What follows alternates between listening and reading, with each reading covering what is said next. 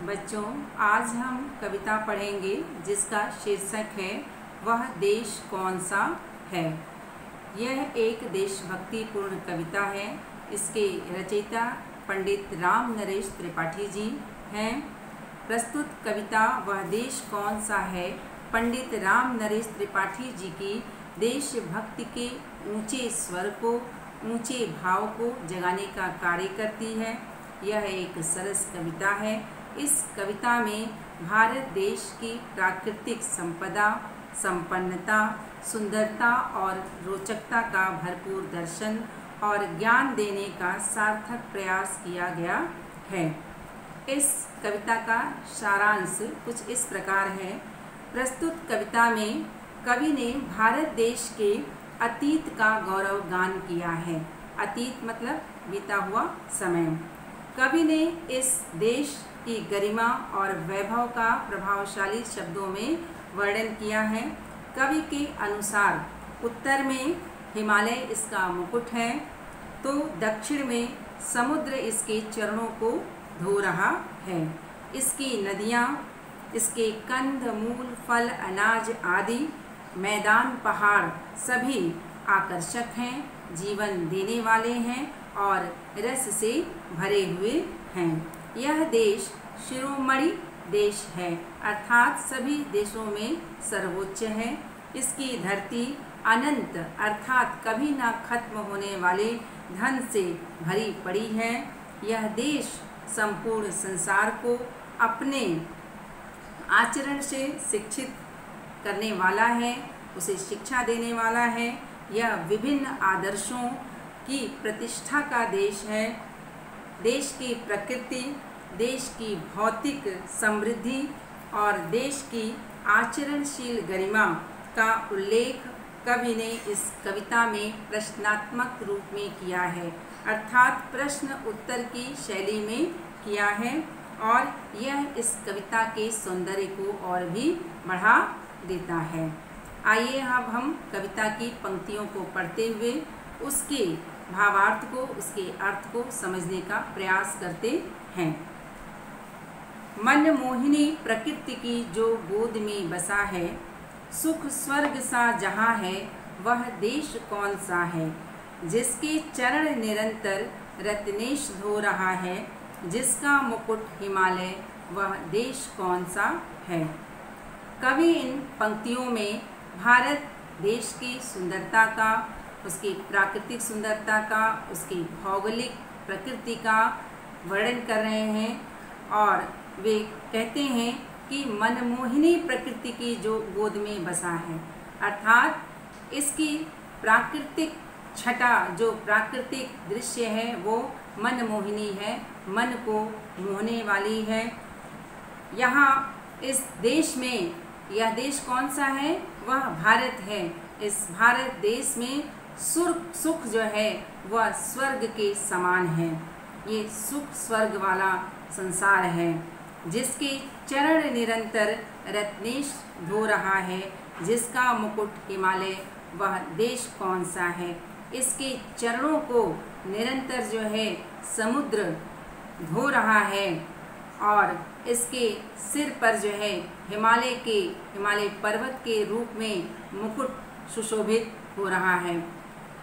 अब यहाँ पर हम देखते हैं कि किस प्रकार कवि जो है वो भौगोलिक रचना का इस प्रकार सुंदर वर्णन करता है। हम जब भारत के नक्शे को देखते हैं तो उसकी आकृति बिल्कुल ऐसा दिखाई देता है कि नीचे जो समुद्र दोनों तरफ से दिखाई देता है, हिंद महासागर, उसको देखने से ऐसा लगता है कि ये पैर है उसका और ऊपर उत्तर दिशा में, दक्षिण में समुद्र है, उत्तर दिशा में हिमालय पर्वत हैं। तो इनको हम देखते हैं कि जैसे लगता है कोई एक मूर्ति खड़ी हो और ये पैर हो भारत देश, उसके पैरों को समुद्र लगातार अपने लहरों से धो रहा है और सिर पर जो हिमालय है, जो सूरज की रोशनी पड़ने पर उसकी बर्फीली चोटियाँ चमकने लगती हैं, तो ऐसा लगता है कवि को कि मानो वो मुकुट है उसका और मुकुट के समान वो चमकते हुए इसकी शोभा को बढ़ा रहा है, इसके सम्मान को बढ़ा रहा है। नदियाँ जहाँ सुधा की धारा बहा रही हैं, सींचा हुआ सलोना वह देश कौन सा है, जिसके बड़े रसीले फल कंद नाज मेवे सब अंग में सजे हैं, वह देश कौन सा है। यहाँ इन पंक्तियों में कवि जो है देश के, भारत देश की नदियों की बात करते हैं, यहाँ के अनाज फल मूल कंद आदि की बात करते हैं कि किस प्रकार यहाँ पर नदियाँ जहाँ सुधा की धारा बहा रही हैं। सुधा का मतलब अमृत है।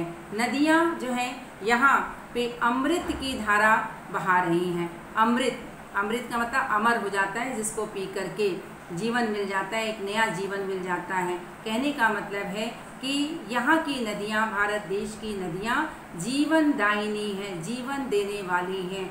इसी से सब प्रकार के लोग जो हैं जीवित रहते हैं, चाहे वो पशु हो, पक्षी हो, प्राणी हो या फल फूल प्रकृति जो भी पेड़ पौधे इत्यादि हैं इस भारत देश में। सींचा हुआ सलोना वह देश कौन सा है, वह देश भारत ही है जो इस अमृत रूपी नदियों के जल से सींचा हुआ है। सलोना देश है, ये सुंदर देश है वो, जिसके बड़े रसीले फल कंद नाज मेवे, फल कंद जमीन में उगने वाले जो हैं पौधे होते हैं, जड़ों के रूप में हमें वो प्राप्त होते हैं खाने के लिए। अनाज, नाज का मतलब अनाज और मेवे इत्यादि जो हैं बड़े ही इस देश के रसीले होते हैं, रस से भरे होते हैं, मीठे होते हैं, पौष्टिक होते हैं। सब अंग में सजे हैं, वह देश कौन सा है। ये सारी चीज़ें जो हैं इस देश के सब अंग में सजे हैं, अर्थात इसके विभिन्न क्षेत्रों में फैले हुए हैं। सभी राज्यों के अंगों में ये फलते फूलते हैं और इसकी यहाँ के लोगों की आवश्यकताओं की पूर्ति करते हैं।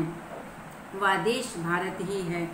फिर अगली 4 पंक्तियाँ, जिसमें सुगंध वाले सुंदर प्रसून प्यारे दिन रात हंस रहे हैं, वह देश कौन सा है, जिसके अनंत धन से धरती भरी पड़ी है, संसार का शिरोमणि वह देश कौन सा है।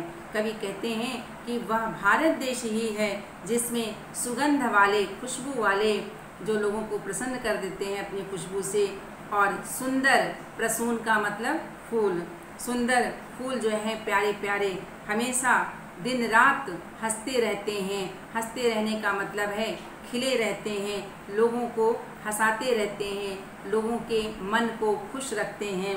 वह ऐसा देश भारत ही है जिसके अनंत धन से धरती भरी पड़ी है, संसार का शिरोमणि वह देश कौन सा है। कवि कहते हैं कि संसार का वह देश कौन सा है, वह देश भारत ही है जो संसार का शिरोमणि देश है, क्योंकि यहाँ की धरती अनंत धन से, कभी ना खत्म होने वाले धन से भरी पड़ी है। ये अनंत धन जो है बहुत सारे रूपों में हमारे भारत देश में उपस्थित है, खनिज पदार्थों के रूप में, जैसे कोयला, लोहा, तांबा, अभ्रक, पेड़ पौधे, प्रकृति इत्यादि के रूप में, किसी भी रूप में हम देखें हर प्रकार के यहाँ पे फल फूल या प्राकृतिक संपदा पाई जाती है या खनिज संपदा पाई जाती है। इसीलिए यह भारत देश संसार में पूरे देशों में जो है ये सर्वश्रेष्ठ है। पृथ्वी निवासियों को जिसने प्रथम जगाया, अंतिम पंक्तियां हैं 4 पंक्तियां। पृथ्वी निवासियों को जिसने प्रथम जगाया, शिक्षित किया सुधारा, वह देश कौन सा है। बहु कोटि कोटि जन हैं, सेवक सपूत जिसके, भारत सिवाय दूजा, वह देश कौन सा है। कवि इन पंक्तियों में देश के अतीत के गौरव की गाथा गा रहे हैं, कि गाथा कह रहे हैं कि यहीं के निवासियों ने, इसी पृथ्वी पर यहीं के भारत देश के निवासियों ने ही सबसे पहले सभ्यता का विकास किया, सबको जगाया, शिक्षित किया, सबको शिक्षित किया, सुधारा और सभ्य बनाया। सुधारा का मतलब यहाँ पर सभ्य बनाया, सभ्य प्राणी, इस पृथ्वी पर रहने लायक सभ्य इंसान बनाया, वह देश भारत है। इस भारत देश के बहु कोटि कोटि जन हैं, बहुत करोड़ों करोड़ों लोग इस भारत देश के सेवक हैं। वे ही सच्चे सपूत हैं जो दिन रात इसकी सेवा में लगे रहते हैं, इसकी सुरक्षा में लगे रहते हैं, अपने देश की सुरक्षा के लिए, अपने देश के नागरिकों के लिए कर्तव्य निभाने के लिए, अपने प्राणों तक को भी न्यौछावर करने के लिए तत्पर रहता है। ऐसा देश इस विश्व में कहीं भी नहीं है भारत के सिवाय और कोई कवि, ऐसा कहते हैं। इसको हम आजकल के जो कोरोना के काल में हम इस तथ्य के रूप में भी देख सकते हैं कि किस प्रकार हमारे देश के डॉक्टर, इंजीनियर और सैनिक, पुलिसकर्मी इत्यादि जो है देशवासियों की सेवा में लगातार लगे हुए हैं कि किस प्रकार उन्हें कोरोना से बचाया जा सके। इस प्रकार इस कवि ने भी इस देश की गौरव गाथा का जो है गान किया है। इसमें काफ़ी देशभक्तिपूर्ण कविता उन्होंने कही है। इस प्रकार इस कविता को हम यही समाप्त करते हैं और आते हैं हम शब्दार्थ एवं प्रश्नोत्तरों पर। शब्दार्थ आपकी जो है किताब में ही दिया हुआ है, पाठ के अंत में पेज नंबर 83 पर। आप इसे किताब में ही रहने दीजिएगा, लिखने की आवश्यकता नहीं है, यहीं से आप याद करेंगे। इसके बाद आते हैं हम प्रश्नोत्तरों पर। अभ्यास में प्रश्नोत्तर दिए हुए मौखिक के रूप में और लिखित के रूप में। मौखिक की हम चर्चा यहाँ पर कर देते हैं। निम्नलिखित प्रश्नों के उत्तर दीजिए मौखिक में। इस कविता की पहला का क्वेश्चन है, इस कविता की रचना किसने की, इसमें किसका गुणगान किया गया है। जिस प्रकार के आप पढ़े ही हैं कि इस कविता की रचना पंडित राम नरेश त्रिपाठी जी ने की है और इस कविता में भारत देश का गुणगान किया गया है। भारत के चरणों को निरंतर कौन धो रहा है, ख क्वेश्चन। भारत के चरणों को निरंतर रत्नेश धो रहा है, चाहे आप यहाँ पे समुद्र भी लिख सकते हैं, पर्यायवाची शब्द है।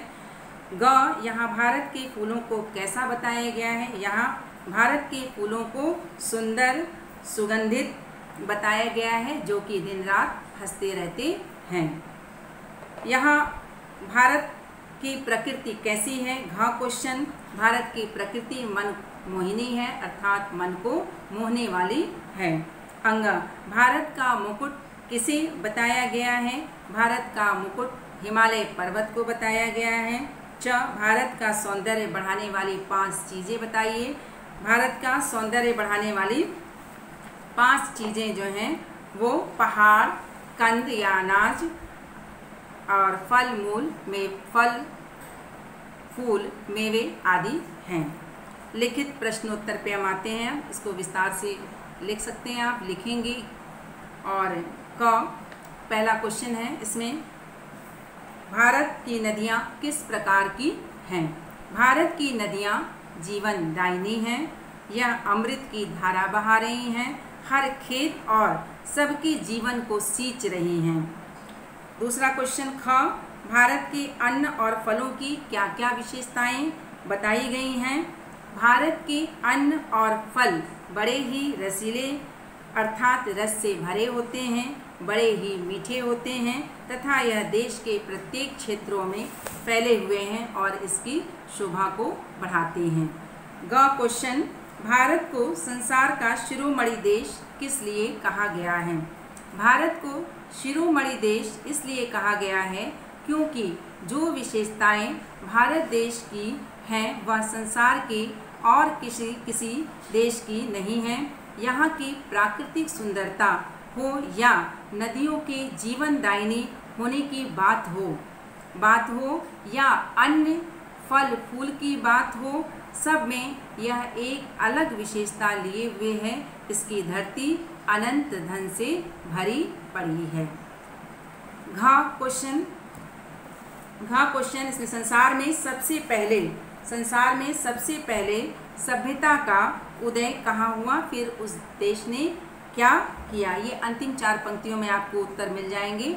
संसार में सबसे पहले सभ्यता का उदय भारत में हुआ, फिर उस देश ने संपूर्ण पृथ्वी के निवासियों को अपने आचरण से जगाया, शिक्षित किया एवं सुधारा।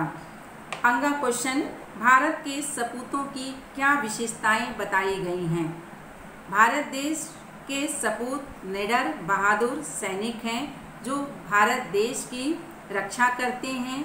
यहाँ के नागरिक हैं जो देश में शांति से रहते हैं, सब सत्य और अहिंसा के आधार पर जीवन जीते हैं, सब में नैतिकता भरी है। चा क्वेश्चन है, कविता में बताई गई भारत की विशेषताओं को संक्षेप में लिखिए। इसे आप संक्षिप्त रूप से जो मैंने कविता को बताया है, जिसको कि सारांश बोलते हैं, उसमें मैंने बता दिया, वहाँ से भी आप ले सकते हैं। और मैं एक बार इसको फिर डिस्कस कर देती हूँ। कविता के अनुसार भारत देश की 5 विशेषताएं हैं। पहला, भारत देश में सुख स्वर्ग के समान है।